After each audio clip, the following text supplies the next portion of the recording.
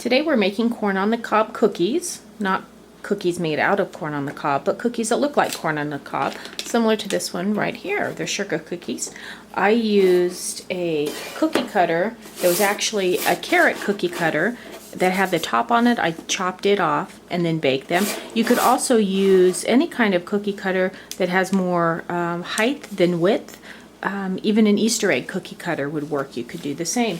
You're going to need 3 different colors of icing, and if you've watched my videos before, you know I use just a plain powdered sugar icing. Powdered sugar with a bit of clear vanilla and then enough milk to make the consistency that I want. We're going to need green, we're going to need yellow, we're going to need white colored icing. I use the Ziploc bags to put all of my icing in, and I just clip off the corner to make a hole. Just get it all to the corner, clip it off. I always look at a picture of some kind to do my cookies, whether it's something off the internet or a magazine. I happened to take a picture of corn that we grew this year and printed that off. For the green, we don't have to be too particular about it. We're just going to make sure we leave some space here for the corn to fit. So I'm just going to go like this, and I kind of wiggle on the outside. You can go straight outsides if you want. I do the same on the other side. And then fill it in. And I just use the same icing in the bag to fill it in.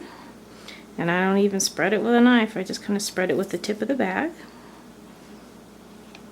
You just keep squeezing it and spreading it until you feel like you have enough. I guess you could also use a knife if you wanted to spread it, but this works just as fine for me. Okay, same on the other side. So let's let that dry and we'll be right back to add the yellow.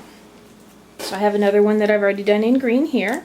So now I'm going to just use a yellow outline just to kind of give us a guide as to where to keep the corn and where not. So we're just going to go just like this. Doesn't have to be perfect. This isn't perfect corn. So, and then we're just going to let that dry. Well, we'll just pretend we didn't see that there. We'll just let that dry just a little bit for our next step, which is going to be to add the white kernels first.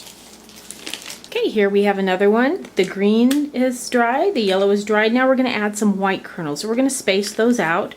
Not next to each other, just throughout. We're probably going to do 3 or 4 rows of corn on here. I'm going to put one at the bottom just because that give me a good base. What I'm going to do is squeeze it out and make kind of an oval or a longer shape as opposed to just a circle shape, because the corn kernels have some length to them. And I'm not going to evenly space them out. They're just going to be ever so often. Okay, we'll stop there. We're going to let those dry a little bit, and then we're going to come back and do the same with the yellow, fill in with the yellow. So next we're going to add the yellow. The white has hardened up a little bit, so if we touch it, it's not going to, if we add another color next to it, it's not going to run into it. So what we're going to do first is take the yellow and do the same little ovals, little kind of some length to it on each side of the yellow. That really gives us a good guide for our rows of corn. And since the white's already hardened, we know it's not going to run into each other. So on each side of the yellow, on each side of the white goes the yellow. And then what we're going to do after we get it all the way on all the white, then we're going to go back and fill in with some yellow. We're not going to fill it all in because, again, we don't want the colors to touch, even the yellow and yellow, when it's both wet. So we're going to go back in, we're going to fill in some more yellow in some blank spots, like up here, over here, just so it's not going to be touching anything, any other icing. And then we're going to do this all along as long as we have spaces. And then we're going to let this dry for a little bit. Oops, I got a little close there. And then we're going to come back and fill in the rest. So now those have set up a little bit. So now we're going to go back in and fill with yellow in those empty spaces. The number of rows that you make on the corn depends on the size of the cookie cutter you have and the size that you cut the hole in the bag. The bigger the hole, the bigger the kernels of corn that you're making. You can also leave some spaces empty because sometimes on corn on the cob it doesn't all fill in as well.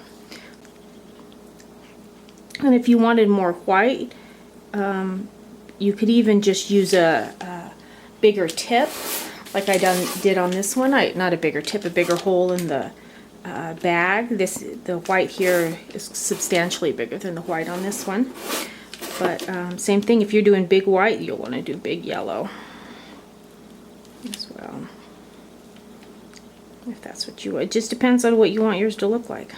Do you want lots of little kernels, or do you want some nice big kernels? That's how you make corn on the cob cookies. And then I'll go back and fill these in later, after that sets up a little more. So there you go, corn on the cob cookies, or cookies that look like corn on the cob.